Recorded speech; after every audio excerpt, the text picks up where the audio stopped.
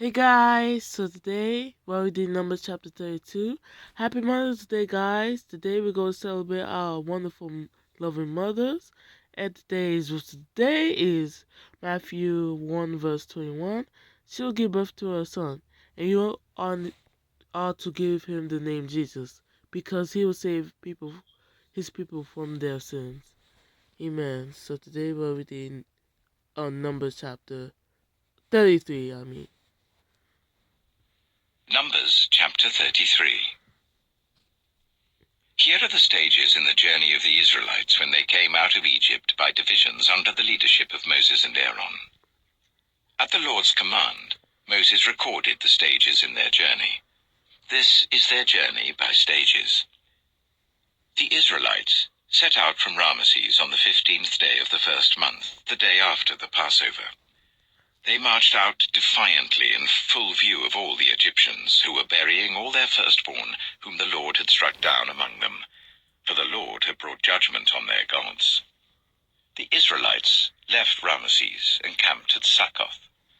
They left Succoth and camped at Etham, on the edge of the desert. They left Etham and turned back to Pi-hahiroth, to the east of Baal-zephon, and camped near Migdol. They left Pi-hahiroth and passed through the sea into the desert, and when they had traveled for 3 days in the desert of Etham, they camped at Marah. They left Marah and went to Elim, where there were 12 springs and 70 palm trees, and they camped there. They left Elim and camped by the Red Sea. They left the Red Sea and camped in the desert of Sin. They left the desert of Sin and camped at Dophkah. They left Dophkah and camped at Ailush. They left Ailush and camped at Rephidim, where there was no water for the people to drink. They left Rephidim and camped in the desert of Sinai. They left the desert of Sinai and camped at Kibroth Hattaavah. They left Kibroth Hattaavah and camped at Hazeroth. They left Hazeroth and camped at Rithmah. They left Rithmah and camped at Rimmon Perez. They left Rimmon Perez and camped at Libnah. They left Libnah and camped at Rissah. They left Rissah and camped at Kehalath. They left Kehalath and camped at Mount Shepher. They left Mount Shepher and camped at Harada.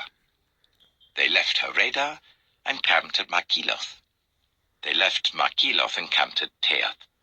They left Teath and camped at Tirah. They left Tirah and camped at Mithkah. They left Mithkah and camped at Hashmonah. They left Hashmonah and camped at Moseroth. They left Moseroth and camped at Bene-Jaakan. They left Bene-Jaakan and camped at Hor-Haggidgad. They left Hor-Haggidgad and camped at Jothbathah. They left Jothbathah and camped at Abrona. They left Abrona and camped at Ezion-Geber. They left Ezion-Geber and camped at Kadesh in the desert of Zin. They left Kadesh and camped at Mount Hor on the border of Edom. At the Lord's command, Aaron the priest went up Mount Hor, where he died on the first day of the 5th month of the 40th year after the Israelites came out of Egypt. Aaron was 123 years old when he died on Mount Hor. The Canaanite king of Arad, who lived in Negev of Canaan, heard that the Israelites were coming. They left Mount Hor and camped at Zalmonah.